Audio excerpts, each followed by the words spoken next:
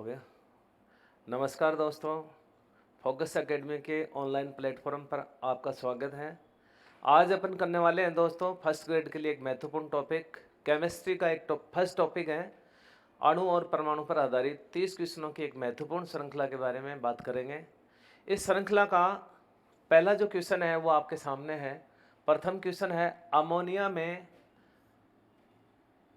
में नाइट्रोजन और हाइड्रोजन के द्रव्यमान का अनुपात है। पहला क्वेश्चन आपसे कह रहा है, अमोनिया में नाइट्रोजन और हाइड्रोजन के द्रव्यमान का अनुपात क्या होगा। सबसे पहले अपन दोस्तों बात करते हैं, अमोनिया का जो सूत्र होता है वो होता है NH3। इस NH3 के अंदर दो प्रकार, ये जो अमोनिया है ये दो प्रकार के परमाणु से मिलकर बना है। पहला परमाणु है नाइट्रोजन और दूसरा परमाणु है हाइड्रोजन। और आपको क्वेश्चन में पूछा गया है कि इन दोनों परमाणुओं के द्रव्यमान का अनुपात क्या होगा।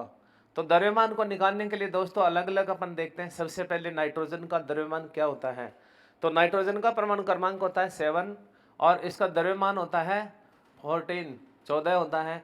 अब उसके बाद में अपन देखेंगे दोस्तों हाइड्रोजन का द्रव्यमान क्या होगा। एक हाइड्रोजन का द्रव्यमान होता है 1 और 3 हाइड्रोजन के परमाणु हैं तो 3 का द्रव्यमान होगा 3 होगा। और इसका जो अनुपात निकालेंगे अपन, दोनों का अनुपात निकालेंगे तो आपके सामने आएगा 14:3 आएगा। तो इसका उत्तर होगा आपके सामने ब, इसका आंसर होगा दोस्तों। कौन सा उत्तर होगा? ब होगा। और ये वाला जो क्वेश्चन है ये फर्स्ट ग्रेड के फर्स्ट पेपर में कई बार एग्जाम में आ चुका है, अति महत्वपूर्ण क्वेश्चन है। तो इस प्रकार के क्वेश्चन पे आप विशेष ध्यान रखें। नेक्स्ट क्वेश्चन है श्रृंखला का अगला क्वेश्चन है दोस्तों, द्रव्यमान संरक्षण का नियम किसने दिया था। द्रव्यमान संरक्षण के नियम की बात कर रहे हैं यहाँ पे। तो सबसे पहले अपन समझेंगे कि द्रव्यमान संरक्षण का नियम किसने दिया था। द्रव्यमान संरक्षण का नियम दिया था दोस्तों लेवासियर ने, और इसके साथ एक वैज्ञानिक और था जिसका नाम था प्राउस्ट। तो दोस्तों ये वाला जो क्वेश्चन है ये आपसे पूछ रहा है द्रव्यमान संरक्षण का नियम किसने दिया। तो द्रव्यमान संरक्षण का नियम दिया था लेवासियर ने, और इसके साथ एक वैज्ञानिक और था जिसका नाम था प्राउस्ट। और लेवासी और प्राउस्ट ने द्रव्यमान संरक्षण के नियम में बताया था। इसके दो महत्वपूर्ण बातें थी इस नियम की। पहली बात थी कि किसी भी परमाणु का द्रव्यमान जब परमाणु अभिक्रिया में भाग लेता है तो द्रव्यमान कभी भी न तो नष्ट होता है और न द्रव्यमान में कमी होती है, न द्रव्यमान में वृद्धि होती है। मतलब द्रव्यमान, इसको कहते हैं द्रव्यमान संरक्षण का नियम। और ये वाला नियम दिया था लेवासिया ने। इसी के अंतर्गत प्राउस्ट ने एक दूसरा नियम दिया था दोस्तों जिसको कहते हैं निश्चित अनुपात का नियम। निश्चित अनुपात का नियम कहता है कि कोई भी परमाणु जब आपस में मिलते हैं और किसी अणु का निर्माण करते हैं या कोई यौगिक बनाते हैं, उसके अंदर जो भी परमाणु निहित होते हैं उन परमाणुओं का जो अनुपात होता है वो निश्चित होता है। वो अनुपात कभी चेंज नहीं होता है। जिस प्रकार से इसको देखें, जैसे CO2 के अंदर कार्बन डाइऑक्साइड की बात करें तो कार्बन डाइऑक्साइड में कार्बन और ऑक्सीजन दो परमाणु से मिलकर बना है। ये यौगिक जो कार्बन डाइऑक्साइड मैंने लिखा है ये दो परमाणु से मिलकर बना है दोस्तों। इसके अंदर कौन कौन से परमाणु, एक तो कार्बन का है और दूसरा कौन सा है, ऑक्सीजन का परमाणु। तो निश्चित अनुपात का नियम ये कहता है कि जब कोई भी यौगिक या किसी मॉलिक्यूल्स का निर्माण होता है, अणु का निर्माण होता है, तो उसके परमाणु का अनुपात हमेशा क्या होता है, निश्चित होता है। तो इस कार्बन डाइऑक्साइड में कार्बन और ऑक्सीजन के परमाणु का अनुपात हमेशा क्या रहेगा, 1:2 रहेगा। यानी कार्बन का 1 परमाणु रहेगा यहाँ पे, ऑक्सीजन के कितने परमाणु रहेंगे, 2 परमाणु रहेंगे। और इसी अनुपात में मिलकर सदैव CO2 का निर्माण होगा। ये अनुपात कभी भी चेंज नहीं होगा। इसे कहते हैं निश्चित अनुपात का नियम। इसे कहते हैं निश्चित अनुपात का नियम। और इससे पहले मैंने आपको बताया है, लेवासिया ने बताया था निश्चित द्रव्यमान का नियम, इसे कहते हैं द्रव्यमान संरक्षण का नियम। द्रव्यमान संरक्षण क्या कहता है कि अभिक्रिया में भाग लेने वाले जो परमाणु होते हैं उनके द्रव्यमान में न तो कमी होती है और न ही वृद्धि होती है। अभिक्रिया से पूर्व और अभिक्रिया के बाद में द्रव्यमान हमेशा क्या रहता है, संरक्षित रहता है। जिस प्रकार मैं आपको इसको एक एग्जाम्पल से समझाऊं, जैसे अपन देखते हैं C+O2 कार्बन और ऑक्सीजन आपस में मिलकर के जब रिएक्ट होते हैं तो ये क्या बनाते हैं दोस्तों, कार्बन डाइऑक्साइड बनाते हैं। तो यहाँ पर अपन देख रहे हैं कार्बन का द्रव्यमान अभिक्रिया से पूर्व कार्बन का द्रव्यमान 12 होता है, 12 होता है। और ऑक्सीजन का जो द्रव्यमान होता है, एक मॉलिक्यूल, एक परमाणु का, एक एटम का द्रव्यमान होता है दोस्तों 16। और 2 ऑक्सीजन के परमाणु यहाँ आपस में संयोजित हो रहे हैं, तो इन दोनों का द्रव्यमान होगा 32। ये जैसे यहाँ देखेंगे वापस जब ये रिएक्ट होंगे और कार्बन डाइऑक्साइड बनाएंगे, तब इन दोनों का जो द्रव्यमान है वो देखेंगे तो कार्बन का द्रव्यमान 12 होगा और वही ऑक्सीजन का द्रव्यमान 32 होगा, और दोनों को जोड़ेंगे तो 44 द्रव्यमान आएगा। और अभिक्रिया से पूर्व ये द्रव्यमान कितना रहेगा दोस्तों? 44 रहेगा। तो ये द्रव्यमान संरक्षण का नियम कहता है अभिक्रिया से पूर्व और अभिक्रिया के बाद हमेशा द्रव्यमान क्या रहता है? संरक्षित रहता है। इस द्रव्यमान में न तो कमी होती है और न ही वृद्धि होती है। ये बात कौन कहता है? ये बात कहता है लेवासिए। तो आपको ध्यान रखना है द्रव्यमान संरक्षण का नियम, तो आपको ये यहाँ पे सिर्फ वैज्ञानिक का नाम बताना है, तो ये नियम दिया था लेवासिए ने। और कहता क्या है ये बात मैं आपको एक्सप्लेन कर चुका हूँ। दूसरा इसी के अंतर्गत आता है निश्चित अनुपात का नियम, जो किसने दिया था? प्राउस्ट ने दिया था। ठीक है दोस्तों, नेक्स्ट क्वेश्चन पे चलते हैं। अगला क्वेश्चन है, डाल्टन के अनुसार किसी पदार्थ का सूक्ष्मतम कण है। डाल्टन के अनुसार किसी पदार्थ का सूक्ष्मतम कण क्या होता है? डाल्टन महोदय ने सबसे पहले परमाणु के बारे में बताया था। सबसे पहले परमाणु के बारे में बताने वाला था महर्षि कणाद, और महर्षि कणाद ने दोस्तों बताया था कि सबसे पहले कल्पना की थी परमाणु की बहुत पहले। तो महर्षि कणाद ने बताया था कि परमाणु क्या होता है? परमाणु पदार्थ का सबसे छोटा कण होता है, सूक्ष्मतम कण। ये बात सबसे पहले महर्षि कणाद ने कही थी। उसके बाद में 1808 में, कब की बात है दोस्तों? 1808 में डाल्टन ने ऑथेंटिक तौर पर क्या कहा था कि परमाणु पदार्थ का सूक्ष्मतम कण सबसे छोटा कण है। तो ये बात किसने कही थी? डाल्टन ने कही थी। और उसने कहा था ये सबसे सूक्ष्मतम कण है और इसका आगे विभाजन संभव नहीं है। मतलब परमाणु एक अविभाज्य कण है। डाल्टन ने परमाणु को क्या माना था दोस्तों? अविभाज्य कण माना था। बाद में आगे वैज्ञानिकों ने अपने अपने मत दिए थे। उसके बाद में आपको पता है जे थॉमसन ने अपना मत दिया था, प्लम पॉन्टिंग मॉडल दिया, रदरफोर्ड ने स्वर्ण पत्र प्रयोग किया था। तो अलग अलग मतों के अनुसार बाद में पता चला था कि परमाणु एक अविभाज्य कण न होकर कैसा था? विभाज्य कण था। पर आपको क्वेश्चन में पूछ रहा है कि डाल्टन ने इसके बारे में क्या कहा था? तो डाल्टन ने कहा था ये सबसे सूक्ष्मतम है और कैसा है? अविभाज्य है। तो इसका आंसर आएगा ए। डाल्टन के अनुसार परमाणु कैसा है दोस्तों? अविभाज्य कण है। नेक्स्ट क्वेश्चन पे चलते हैं। किस वैज्ञानिक ने सबसे पहले तत्वों को प्रतीकों के रूप में लिखने की पद्धति का आविष्कार किया था? दोस्तों आपको याद रखना है जो भी तत्व हैं आवर्त सारणी में कुल मिलाकर अब तक 118 तत्व खोजे गए हैं। कितने तत्व खोजे गए हैं? 118 तत्व खोजे गए हैं। और इन तत्वों को आवर्त सारणी में एक निश्चित स्थान मिला है। और आवर्त सारणी आधुनिक जो आवर्त सारणी, कई बार आधुनिक आवर्त नियम पूछता है, तो आधुनिक आवर्त सारणी बनाई थी हेनरी मोजले ने। आपको ध्यान रखना है आधुनिक आवर्त सारणी किसने बनाई थी दोस्तों? हेनरी मोजले ने बनाई थी। और हेनरी मोजले ने इन तत्वों को आधुनिक आवर्त सारणी में रखा है। और आवर्त सारणी में कोई भी तत्व जिस नंबर पे रखा हुआ है वो उसका परमाणु क्रमांक होता है दोस्तों, ध्यान रखना। और इन तत्वों को प्रतीक के रूप में लिखने की जो पद्धति दी थी सबसे पहले, वो पद्धति दी थी बर्जिलियस ने। किसने दी थी दोस्तों? बर्जिलियस ने दी थी। तो इसका उत्तर हो जाएगा, आपको क्वेश्चन में पूछ रहा है किस वैज्ञानिक ने सबसे पहले तत्वों को प्रतीक के रूप में लिखने की पद्धति का आविष्कार किया था? तो तत्वों को प्रतीक के रूप में लिखने की पद्धति का आविष्कार किया था बर्जिलियस ने। और प्रतीक के रूप में लिखने की जो पद्धति होती है, जैसे हाइड्रोजन को किस, यानी हाइड्रोजन का जो प्रतीक होता है उसके नाम का प्रथम अक्षर होता है, तो हाइड्रोजन का प्रतीक दोस्तों क्या होता है? H होता है। ऐसे ही जो हीलियम होता है दूसरे नंबर पे, आवर्त सारणी का जो दूसरा तत्व होता है उसको अपन HELIUM लिखेंगे। तो इसका प्रतीक देखो, फर्स्ट जो था हाइड्रोजन था और सेकंड वाला क्या है? हीलियम है। पर दोनों का जो नाम है वो H से शुरू होता है और हीलियम भी H से ही शुरू होता है। तो दोनों का जो प्रतीक है वो H नहीं माना जाएगा। जब इसका नाम भी H से शुरू होगा, इसका नाम भी H से शुरू होगा, तो इसका सेकंड अक्षर और लिया जाएगा। तो इसका प्रतीक क्या हो जाएगा? H ही हो जाएगा। इसका प्रतीक क्या हो जाएगा? H हो जाएगा। पर कुछ जो तत्व हैं उनका नाम लैटिन भाषा में भी रखा गया है, ये भी आपको ध्यान रखना है। जैसे सोडियम है, तो सोडियम को SODIOUM लिखना जो था, SODIUM ये लिखना चाहिए था, लेकिन इसका प्रतीक S नहीं होता है दोस्तों। आपको पता है S तो सल्फर का प्रतीक होता है, तो इसको दूसरी भाषा में लिखा गया है। लैटिन भाषा में इसका नाम लिखा गया नेचुरियम। तो सोडियम का प्रतीक लैटिन भाषा में क्या लिखा गया है? Na लिखा गया। तो इस प्रकार से ये जो प्रतीकों के रूप में संक्षेप में लिखने की जो पद्धति थी, इस पद्धति का आविष्कार सबसे पहले आपको ध्यान रखना किसने किया था, इसका आविष्कार किया था बर्जीलियस ने। तो इस क्वेश्चन का उत्तर होगा बर्जीलियस, से आंसर इसका होगा। नेक्स्ट क्वेश्चन पे चलते हैं। पांचवा क्वेश्चन है एएमयू का मान ग्राम में कितना होता है। एएमयू का मान ग्राम में पूछ रहा है आपको। एएमयू का मान ग्राम में कितना होता है, 1 एएमयू। दोस्तों ये है 1 एएमयू है यहाँ पे, और इसका मान ग्राम में कितना होता है, तो 1 एएमयू के बराबर होता है 1 एएमयू का मान ग्राम में होता है। सबसे पहले आपको ये समझना है कि एएमयू होता क्या है। देखो एएमयू का मतलब होता है दोस्तों एटॉमिक मास यूनिट। एएमयू का मतलब क्या होता है, atomic mass unit. Atomic mass unit कहते हैं इसको दोस्तों।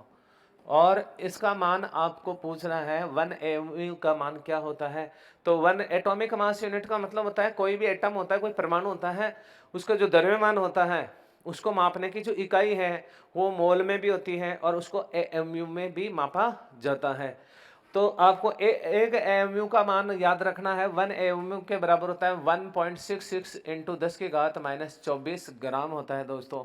आपको याद रखना है 1 एएमयू बराबर होता है 1.66 इंटू 10 की घात -24 ग्राम होता है। तो इसका उत्तर आ जाएगा ब। इसके अलावा दोस्तों आपको याद रखना है यहाँ पे द्रव्यमान को मापने की एक इकाई अभी मैंने बताया था, मोल कॉन्सेप्ट भी है, मोल धारणा कहते हैं। तो मोल धारणा के अनुसार देखो किसी भी पदार्थ की मात्रा को कैसे माप सकते हैं, मोल में भी माप सकते हैं। और 1 मोल के बराबर एक किसी पदार्थ के अंदर उपस्थित परमाणुओं की संख्या को मोल में मापा जाता है। तो एक मोल के अंदर कितने परमाणु होते हैं, कितने पार्टिकल्स होते हैं, तो उसको भी याद रखना 6.023 इंटू 10 की घात 23 इतने परमाणु होते हैं एक मोल के अंदर, और इसे कहते हैं अवोगाद्रो संख्या। तो ये है एएमयू आपके सामने और ये है अवोगाद्रो संख्या, और अवोगाद्रो संख्या का मान होता है 6.023 इंटू 10 की घात 23 और इसे कहते हैं अवोगाद्रो संख्या, और इसी को कहा जाता है 1 मोल। तो 1 मोल बराबर ये मान होता है, आपको याद रखना है। पर आपके इस क्वेश्चन में पूछा गया था 1 एमयू, तो उसका उत्तर हो जाएगा 1.66 इंटू 10 की घात -24। नेक्स्ट क्वेश्चन पे चलते हैं। पदार्थ के उस सूक्ष्मतम कण को क्या कहते हैं जो स्वतंत्र अवस्था में रह सकता है। आपसे क्वेश्चन पूछा गया है पदार्थ के उस सूक्ष्मतम कण को क्या कहते हैं जो स्वतंत्र अवस्था में रह सकता है। सबसे पहले आपको समझना है कि जब पदार्थ का विभाजन किया जाता है तो सबसे छोटा जो पार्टिकल है जॉन डाल्टन के अनुसार, तो आपको बताया गया था वो सबसे छोटा कण होता है परमाणु। लेकिन दोस्तों आपको ध्यान रखना है परमाणु कभी भी स्वतंत्र नहीं रहता है, क्योंकि परमाणु आपस में मिलकर कई प्रकार के परमाणु आपस में मिलकर के और किस में बदल जाते हैं, अणु में बदल जाते हैं। परमाणु आपस में मिलकर क्या बना देते हैं, अणु बना देते हैं। जैसे मैं आपको समझाऊं तो जैसे हाइड्रोजन और हाइड्रोजन के 2 परमाणु आपस में मिलकर के H2 का निर्माण करेंगे। यहाँ पर जो H2 है ये एक मॉलिक्यूल है, एक मॉलिक्यूल की फॉर्म में आता है ये। तो H2 यहाँ पर दोस्तों अणु है, H2 यहाँ पर क्या है, अणु है। पर हाइड्रोजन और ये जो हाइड्रोजन है दोनों अलग अलग क्या है, परमाणु हैं। तो हाइड्रोजन हमेशा किस फॉर्म में रहेगा, H2 की फॉर्म में रहेगा, अणु की फॉर्म में रहेगा। कभी भी हाइड्रोजन परमाणु की फॉर्म में स्वतंत्र अवस्था में नहीं मिलता है, ये आपस में जुड़ करके हमेशा क्या बना लेते हैं, अणु बना लेते हैं। तो आपको ध्यान रखना है अणु तो एक स्वतंत्र कण होता है, अणु तो क्या है, एक स्वतंत्र पार्टिकल है, पर ये स्वतंत्र पार्टिकल नहीं होता है, ये आपको ध्यान रखना है। और यहाँ पे जो क्वेश्चन आपको दिया गया है, आपको क्वेश्चन पूछा गया पदार्थ का वह सूक्ष्मतम कण। सबसे पहली बात तो सूक्ष्मतम कण को अपन क्या बोलेंगे, परमाणु बोलेंगे। सूक्ष्मतम कण को क्या कहते हैं, चलो परमाणु कहते हैं। लेकिन आपसे कह रहा है जो स्वतंत्र अवस्था में रह सकता है, जो स्वतंत्र अवस्था में रह सके उसका नाम तो होगा दोस्तों क्या, अणु। और जो स्वतंत्र अवस्था में नहीं रह सकता उसको बोलेंगे परमाणु। तो आपसे पूछा जा रहा है कि स्वतंत्र अवस्था में कौन रह सकता है, तो अणु रह सकता है। तो इसका उत्तर आएगा अणु, न कि परमाणु। तो दोस्तों इसका आंसर होगा अणु। और आपसे प्रश्न पूछे कि स्वतंत्र अवस्था में नहीं रह सकता, तो आप इसका आंसर देते परमाणु। अपन बात करते हैं नेक्स्ट क्वेश्चन की। नेक्स्ट क्वेश्चन कह रहा है सल्फर की परमाणुकता क्या होती है। सल्फर की परमाणुकता क्या होती है। सबसे पहले आपको समझना परमाणुकता क्या होती है। देखो, अभी मैंने आपको समझाया है कि परमाणु, पिछले क्वेश्चन में अपन ने बात की थी कि परमाणु कभी भी स्वतंत्र नहीं रहता, ये आपस में जुड़ करके अणु बना लेता है। क्या बना देता है? अणु बना लेता है। और अणु एक क्या होता है? स्वतंत्र कण होता है।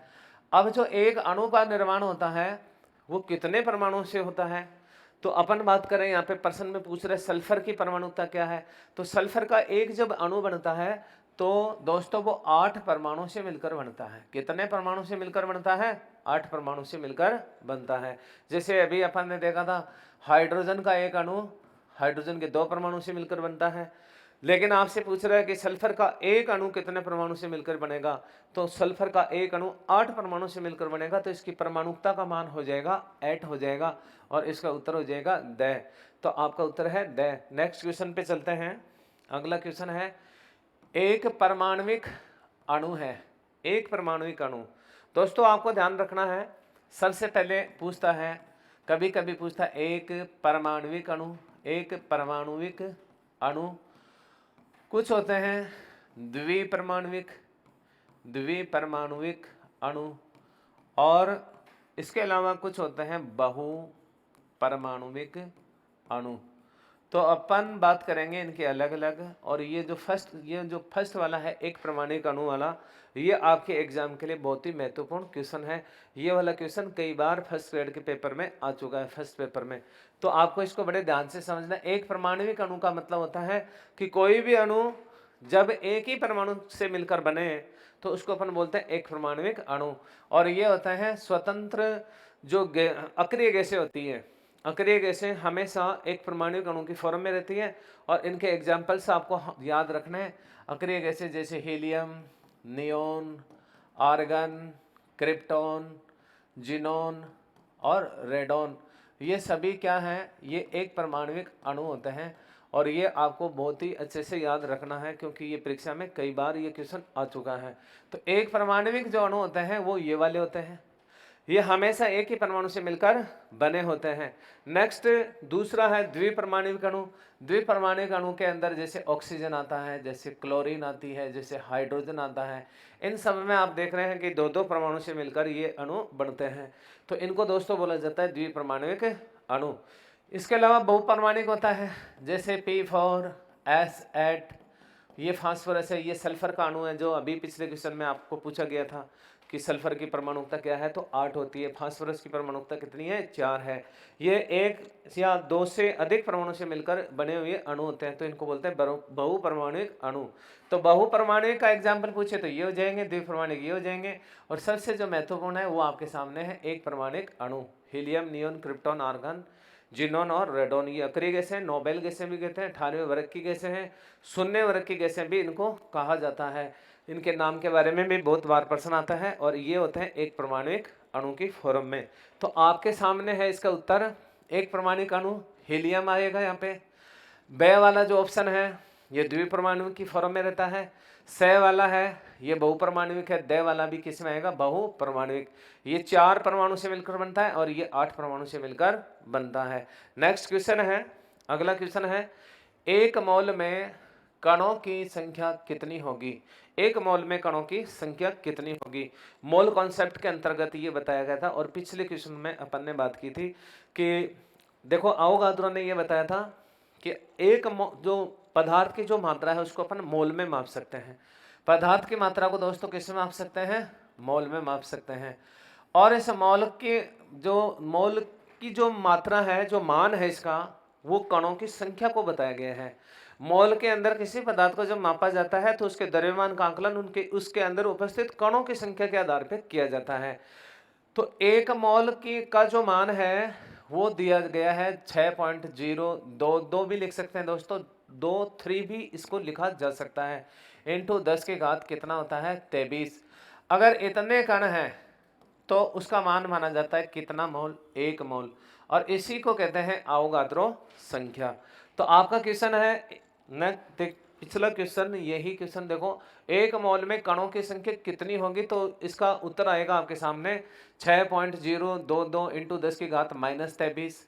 ये -23 नहीं आएगा, लेकिन ये जो ऑप्शन है आपके सामने 6.022 इंटू 10 की घात 23। तो ये वाला इसका आंसर होगा, तो इसका उत्तर होगा बे। नेक्स्ट क्वेश्चन पे चलते हैं। अगला क्वेश्चन है, इलेक्ट्रॉन की खोज किसने की थी?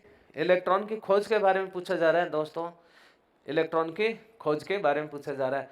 सबसे पहले आपको ये समझना है, देखो जो परमाणु होता है वो एक वृत्ताकार कण होता है और इसका जो मध्य भाग होता है वो क्या होता है? नाभिक होता है। तो ये इस प्रकार से परमाणु की एक स्ट्रक्चर होती है, इसको कहा जाता है दोस्तों नाभिक। और नाभिक के बाहर आप देख रहे हैं निश्चित क्या पाई जाती हैं? वृत्ताकार कक्षाएं पाई जाती हैं। ये वाली होती हैं कक्षाएं, इन्हें विभक्त कक्ष भी कहते हैं, कक्षाएं भी कहते हैं। और ये वाला जो मॉडल दिया था, स्पष्ट मॉडल, सबसे बेस्ट मॉडल था निल्स बोर का परमाणु मॉडल।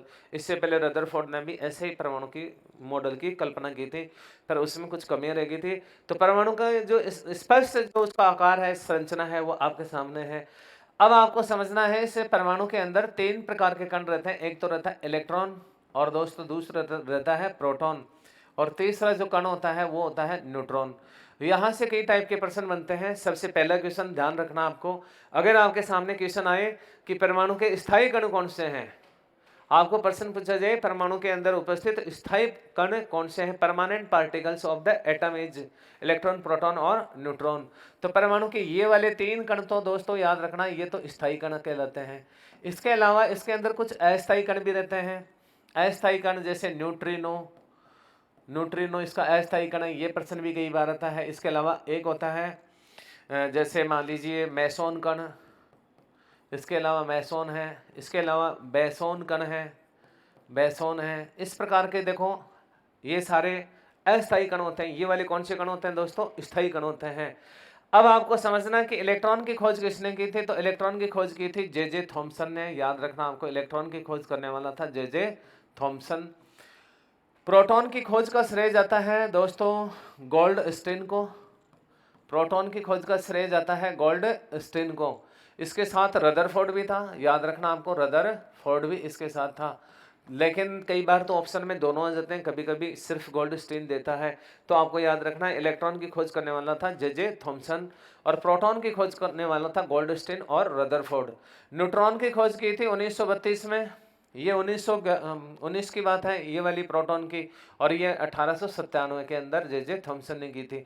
तो 1932 के अंदर न्यूट्रॉन की खोज की थी जेम्स चैडविक ने। किसने की थी दोस्तों? जेम्स चैडविक ने। जेम्स चैडविक ने किसकी खोज की थी? न्यूट्रॉन की खोज की थी। ये तीनों के खोज करता है। अब इसके अलावा और भी क्वेश्चन पूछता है आपको, कभी कभी ये पूछता है कि इलेक्ट्रॉन का नामकरण किसने किया था? तो इलेक्ट्रॉन का नामकरण किया था स्टोनी नाम के वैज्ञानिक ने। खोज की बजाय सबसे ज्यादा महत्वपूर्ण बात यहाँ पे इसके नामकरण की है। तो आपको याद रखना इलेक्ट्रॉन का नामकरण किसने किया था? स्टोनी ने किया था। और पर इसकी खोज करने वाला कौन था? जे थॉमसन था। इसी प्रकार से प्रोटॉन की खोज का श्रेय तो जाता है किसको? मुख्य रूप से गोल्डस्टीन को। पर आपसे पूछे इसका नामकरण किसने किया था? तो नामकरण किया था रदरफोर्ड ने। इसी प्रकार से आपको बता सका हूं कि न्यूट्रॉन की खोज करता और उसका नामकरण करने वाला एक ही वैज्ञानिक था, जिसका नाम था जेम्स चैडविक। अब आपको याद रखना है दोस्तों, ये जो इलेक्ट्रॉन और प्रोटॉन है, परमाणु के अंदर इलेक्ट्रॉन और प्रोटॉन की संख्या हमेशा क्या रहती है? समान रहती है। और एक उदासीन परमाणु में जितने इलेक्ट्रॉन और प्रोटॉन होते हैं उतना ही उसका परमाणु क्रमांक होता है। तो कभी कभी आपसे पूछा जाता है कि परमाणु क्रमांक किसके बराबर होता है? अगला प्रश्न इस टाइप का प्रश्न भी यहाँ से बन जाता है, ऐसा प्रश्न भी आपको देखने को मिलेगा। तो परमाणु क्रमांक क्या होगा? परमाणु क्रमांक होता है इलेक्ट्रॉन और प्रोटॉन की संख्या को क्या बोलते हैं? परमाणु क्रमांक। परमाणु क्रमांक जितना होता है उतना ही उसके अंदर इलेक्ट्रॉन होता है, उतने ही उसमें क्या होते हैं? प्रोटॉन होते हैं। ये आप कह सकते हैं किसी परमाणु में इलेक्ट्रॉन, प्रोटॉन और परमाणु क्रमांक तीनों का मान आपस में क्या होता है? परस्पर क्या होता है? समान होता है। उसको कहते हैं परमाणु क्रमांक। इसके अलावा एक मान होता है परमाणु का द्रव्यमान, या परमाणु का भार भी कह सकते हैं। तो आपसे पूछे कि परमाणु भार क्या होता है? एटॉमिक मास क्या होता है? परमाणु भार क्या होता है? तो परमाणु भार होता है दोस्तों P + N का योग। P + N का योग। N यहाँ क्या है? आपको पता है न्यूट्रॉन है। प्रोटॉन और न्यूट्रॉन के योग को परमाणु का द्रव्यमान या परमाणु का भार कहते हैं। इन दोनों को जोड़ देंगे तो उसका परमाणु का भार होता है। तो परमाणु भार का मान किसके बराबर होता है? प्रोटॉन और न्यूट्रॉन के योग के बराबर होता है। इसके अलावा कभी कभी आपसे पूछ लिया जाता है कि न्यूक्लियॉन्स क्या होते हैं? न्यूक्लियॉन्स किसको कहते हैं? तो न्यूक्लियॉन्स कहते हैं जो पार्टिकल्स, ये जो 3 स्थायी कण आप देख रहे हैं, इनमें से वो पार्टिकल्स जो परमाणु के नाभिक में रहते हैं, यहाँ पे रहते हैं इस नाभिक के अंदर। तो दोस्तों यहाँ पे आपको ध्यान रखना है, प्रोटॉन और न्यूट्रॉन दोनों कहाँ रहते हैं? नाभिक के अंदर रहते हैं। पर प्रोटॉन के ऊपर धनावेश रहता है, न्यूट्रॉन के ऊपर किसी प्रकार का आवेश नहीं पाया जाता। इसलिए प्रोटॉन के धनावेश के कारण नाभिक के ऊपर कैसा आवेश रहता है? धनावेश रहता है। आवेश रहित कण है न्यूट्रॉन, आपको ध्यान रखना है। प्रोटॉन कैसा कण है? धनावेशित कण है। इसी प्रकार से इलेक्ट्रॉन कैसा कण है? ऋण आवेशित कण है। तो ये वाली सारी बातें हैं एक परमाणु के बारे में। अब आपका जो क्वेश्चन है वो आपसे क्या कह रहा है?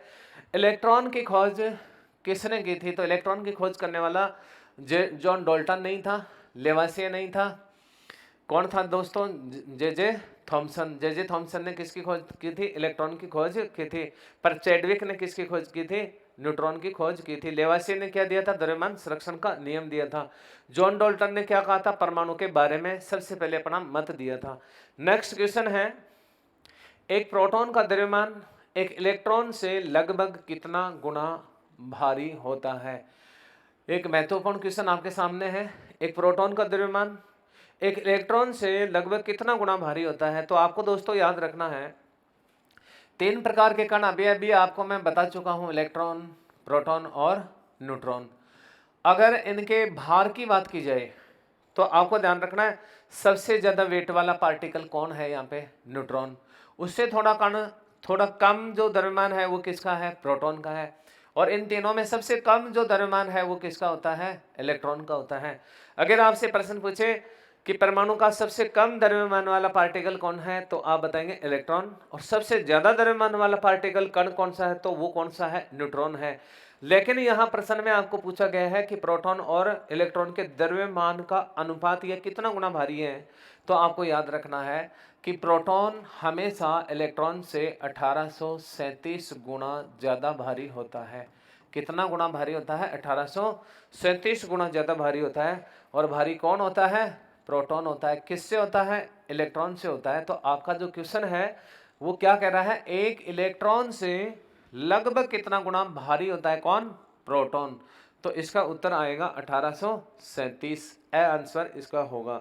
नेक्स्ट क्वेश्चन है आपके सामने, एक उदासीन परमाणु में इलेक्ट्रॉन की संख्या व प्रोटॉन की संख्या परस्पर होती है। एक उदासीन परमाणु की बात कर रहा है कि उदासीन परमाणु के अंदर इलेक्ट्रॉन और प्रोटॉन की संख्या क्या होती है? परस्पर क्या होती है? तो परस्पर होती है, कम होती है, ज्यादा होती है। अभी आपको मैंने समझाया था, एक उदासीन परमाणु में इलेक्ट्रॉन और प्रोटॉन की संख्या सदैव क्या रहती है? समान रहती है। उदासीन परमाणु में इलेक्ट्रॉन और प्रोटॉन की संख्या सदैव क्या रहेगी? समान रहेगी। अगर परमाणु इलेक्ट्रॉन का आदान प्रदान करता है, अगर इलेक्ट्रॉन लेता है या देता है, तो ये संख्या चेंज होती है। लेकिन उदासीन परमाणु में सदैव इलेक्ट्रॉन और प्रोटॉन की संख्या क्या होती है? समान होती है। और इतना ही क्या होता है? उसका परमाणु क्रमांक होता है। तो इसका उत्तर आएगा, इलेक्ट्रॉन की संख्या प्रोटॉन की संख्या के परस्पर क्या होती है? बराबर होती है। तो इसका उत्तर स होगा। नेक्स्ट क्वेश्चन है, इलेक्ट्रॉन का नामकरण किस वैज्ञानिक ने किया था? अभी मैंने आपको समझाया था कि इलेक्ट्रॉन की खोज करने वाला था जे थॉमसन। खोज की बात की जाए तो किसने की थी खोज? जे थॉमसन ने की थी। पर इसका नामकरण पूछा जाए तो आपसे, नामकरण की बात की जाए तो नामकरण किया था किसने? स्टोनी नाम के वैज्ञानिक ने किया था। और यहाँ पे एक महत्वपूर्ण क्वेश्चन आपको और बताता हूँ, इलेक्ट्रॉन के आवेश को निकालने का काम किया था मिलिकन ने। किसने किया था दोस्तों? मिलिकन नाम के वैज्ञानिक ने। उसने अपना एक प्रयोग किया था जिसको कहते हैं तेल बिंदु प्रयोग। मिलिकन का एक प्रयोग था जिसे कहते हैं तेल बिंदु प्रयोग। और इस तेल बिंदु प्रयोग के द्वारा मिलिकन ने इलेक्ट्रॉन के आवेश की गणना की थी। और आपको याद रखना, इलेक्ट्रॉन का आवेश होता है 1.66 इंटू 10 की घात -19 कूलाम होता है। कूलाम दोस्तों आवेश का मान होता है। और इलेक्ट्रॉन एक कैसा कण है? ऋण आवेशित कण है। तो इस मान को अपन ऋणात्मक लिखेंगे, माइनस लगा के लिखेंगे। इलेक्ट्रॉन का आवेश होता है 1.66 इंटू 10 की घात -19 कूलाम। इस आवेश को ज्ञात करने का काम किसने किया था? मिलिकन नाम के वैज्ञानिक ने किया था। कौन से प्रयोग के द्वारा किया था? कई बार ये भी पूछता है। तो इस आवेश की गणना की थी मिलिकन ने तेल बिंदु प्रयोग के द्वारा। ये वाला जो क्वेश्चन आपके सामने है, इसके अंदर आपसे पूछ रहा है इलेक्ट्रॉन का नामकरण किसने किया? तो नामकरण किसने किया था? स्टोनी ने किया था। नेक्स्ट क्वेश्चन है मेलिकन के तेल बिंदु प्रयोग द्वारा किसका द्रव्यमान ज्ञात कर सकते हैं? अभी भी मैंने समझाया है।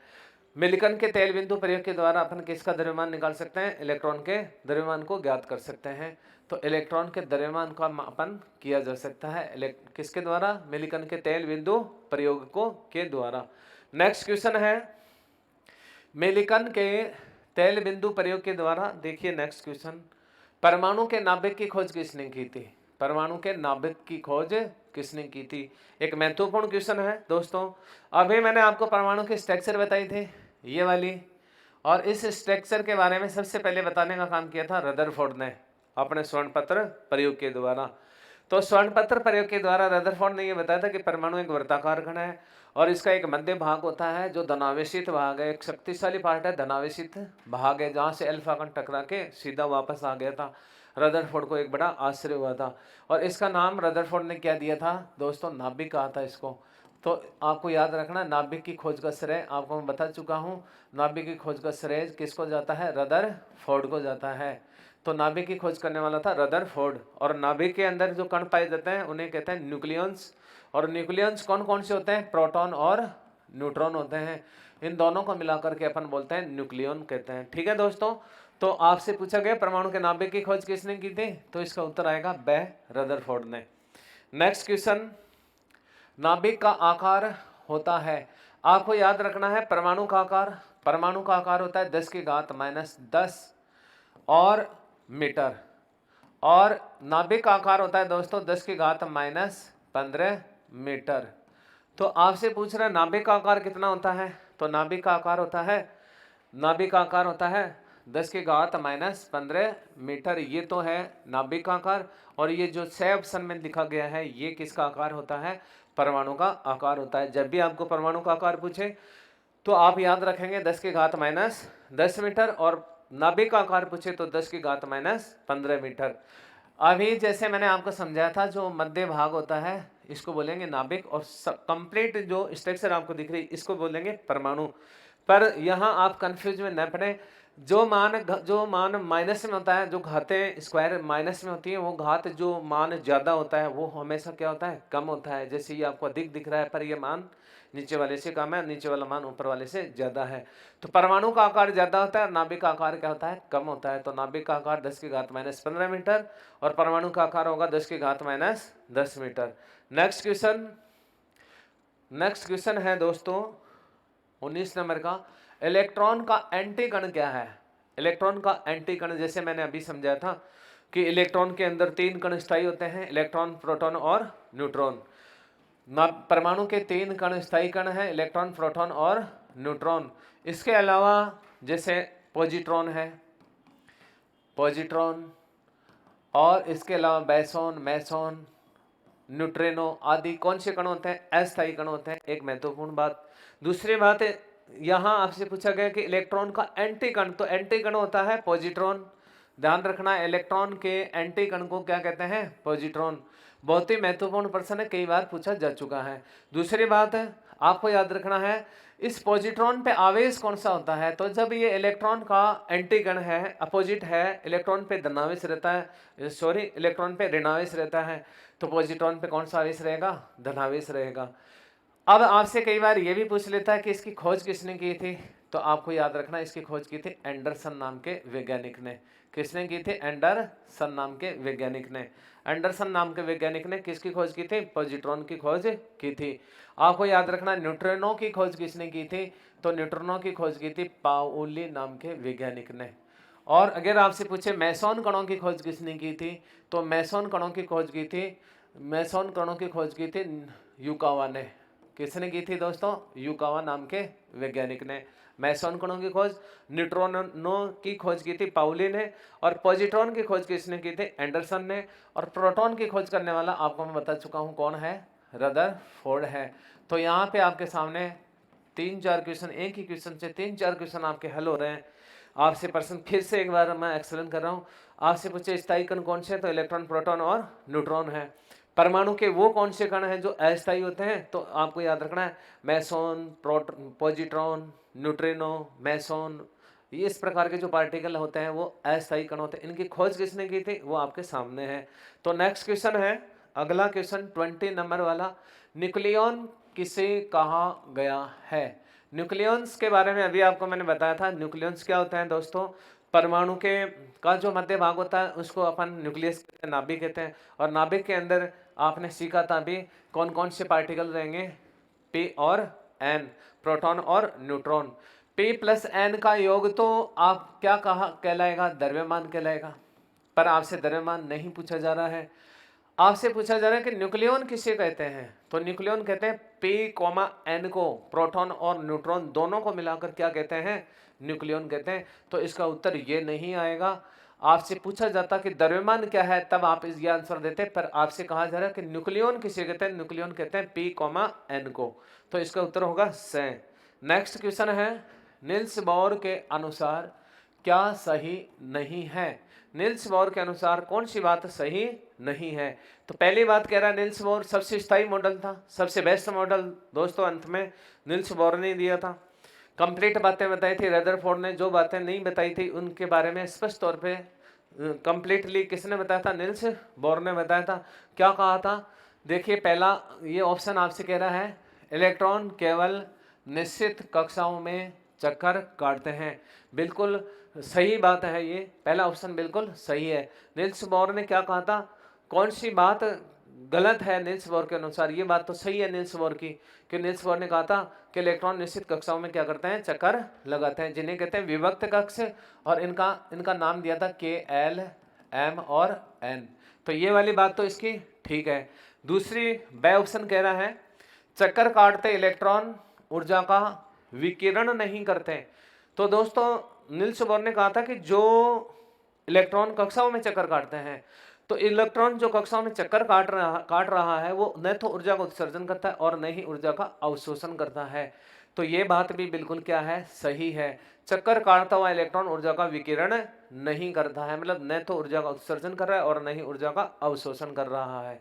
और यहाँ पे आपको याद रखना है कि इलेक्ट्रॉन जब उच्च ऊर्जा स्तर से निम्न में आएगा तो उत्सर्जन करेगा, निम्न से जब वो उच्च में जाएगा तो अवशोषण करेगा। पर अपनी कक्षा में घूम रहा है तो वो न तो उत्सर्जन करेगा न ही अवशोषण करेगा, जो बात बे ऑप्शन कह रहा है। तो ये वाली बात भी सही है। सी ऑप्शन कह रहा है विभक्त कक्षा को ऊर्जा स्तर कहते हैं, बिल्कुल ठीक है। अभी बता चुका हूं मैं आपको, जिनके नाम भी दिए हैं के, एल, एम, एन है।